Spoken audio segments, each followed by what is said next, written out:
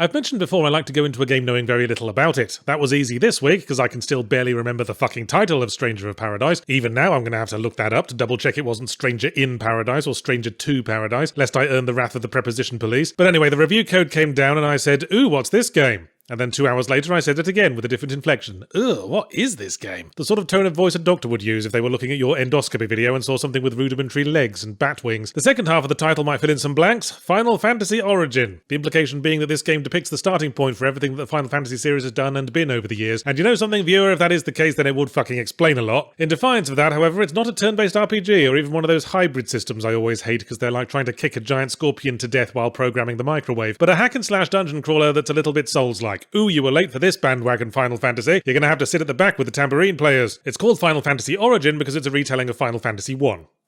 Ostensibly. I mean, a lot of things happen that are reminiscent of stuff from that game, but they're like the glimpses of distant land you see while adrift in an ocean of sick. The plot concerns an extremely angry man named Jack, who is on a quest to defeat Chaos, although whether he means the entire concept of Chaos or a specific person or monster by that name, even he seems to be unclear on, none of which lessens the single-minded fervor with which he pursues his goal, angrily asking every boss monster he meets if they're Chaos, and cutting every conversation with friendly NPCs short if they don't speedily provide Chaos's last known residential address. Not that Jack is incapable of relationships, because he comes with 2 sidekicks named Ash and Jed, who he met on the bus or something, when they all turned out to be carrying glowing rocks. I guess I assumed the 4 Light Warriors and Final Fantasy 1 came together over slightly more epic circumstances than meeting up through glowing rock tinder. Anyway, in the prologue of Final Fantasy 1, the 4 Light Warriors travel to a nearby castle to rescue the kidnapped Princess Sarah from the corrupted Knight Garland. And Stranger on Top of Paradise seems to be doing pretty much the same thing until you defeat Garland at the end of the first dungeon, at which point Garland transforms into a girl wearing nothing but a basketball jersey, who explains that she was also on a quest to defeat Chaos but decided Chaos didn't exist and so prayed to Chaos to become Chaos and get defeated, but now she's been defeated so she's failed somehow. And that specifically was the first moment that made me wonder what the fuck this game was drivelling on about. By no means the last. She joins the party and it turns out her name's Neon. Aha, I said. Jack, Ash, Jed and Neon. Is this a clever riff on how the original game would only allow you to enter names a maximum of 4 letters long? Possibly. Anyway, here's your 5th party member, Sophia. Well, fuck you, game. Incomprehensible is a pretty strong word. There's a lot about the story you're just not told from the outset, so perhaps more context would help. But it does feel kind of like every character spends every dialogue scene standing around spouting meaningless garbage at each other. And this game certainly likes dialogue scenes. It forgot the all-important rule of show, don't talk complete bollocks. The 4 Light Warriors gather in the throne room of a king who looks like he doesn't so much get dressed as upholstered, and he tasks them to purify the 4 elemental crystals. So they do that, and then come back to the throne room where the same king, who hasn't moved, says, "What have you done? The apocalypse is happening!" just off screen. If you don't believe me, ask this mob of angry townsfolk consisting of 10 copy-pastes of the same dude. Would I be right in assuming that Stranger in the Vicinity of Paradise got cut down a bit during development? I assume it was going to have a full-on overworld with towns you can explore full of NPCs that all drivel out one utterly banal sentence when you press on their heads. And all that got cut because the final game is a linear sequence of combat dungeons and cutscenes that you pick from a fucking menu that they drew a map on so you can pretend it's an overworld. And I guess they'd already written the NPC dialogue because rather than let it go to waste, they stuck a sub-menu at the bottom of the map screen where you can click a name on a list to get subjected to one of the copy-pasted townsfolk making an insipid observation on the current state of the plot. Very useful feature if you happen to have breast cancer and will only survive by boring your own tits off. The budget cuts also hit the combat dungeons to an extent because so much of them consist of copy-pasted identical corridors. I was constantly getting turned around and confused. If you want to know where all the money did go, I'd bet on the weapons and armor department. You are constantly being showered with new equipment, every piece of which is lovingly designed and attached to your character model even in cutscenes, ensuring that the Light Warriors constantly look like they're going to a costume party as the donation bin in front of a second-hand kitchenware shop. I wonder if the people doing the face animation for cutscenes knew that the cast would be wearing full face masks most of the time. I further wonder if the armor department's coffee machine ever didn't contain piss. Oh, the combat, yeah, whatever, it's fine. Light attack, heavy attack, dodge, block, other better kind of block that fuels your special attacks. There's a very Final Fantasy-esque job system that creates the usual paradox. You pick your favourite job, max out its level to make it as effective as possible, then you don't want to fucking use it anymore because all the shittier jobs need levelling up as well. But combat clicked a little better after I unlocked a few tier 3 jobs and made the conscious decision to stop giving a shit. I mean, all the mage jobs are awful because using the spellcasting interface in the heat of battle is like parallel parking a hippo with a dodgy gearbox. You also have 2 NPC sidekicks. The whole plot revolves around the world being saved by 4 Light Warriors, but they were probably hoping we wouldn't point that out. So you pick 2 out of your 4 NPC pals and it really doesn't fucking matter which. You can't control them and they're all equally effective at being meat pinatas for the enemies to hit instead of you. Having said that, they did have some useful advice in the boss fight with the undead dragon that kept poisoning me. They said, "You'd better cure that poison." Except there is no way to cure poison. I checked. No spells will do it and the only consumables are the 5 health potions that get refilled at checkpoints. So unless there's a juice cleanse enema clinic on the other side of the arena that I never noticed. I don't know what they're on about. Another thing that got cut, I assume. So all in all, I wouldn't recommend Stranger along the lines of Paradise. Square Enix, who on earth would buy something with so much of it so blatantly missing? Seriously, do you know? I'm trying to find a buyer for my old underpants.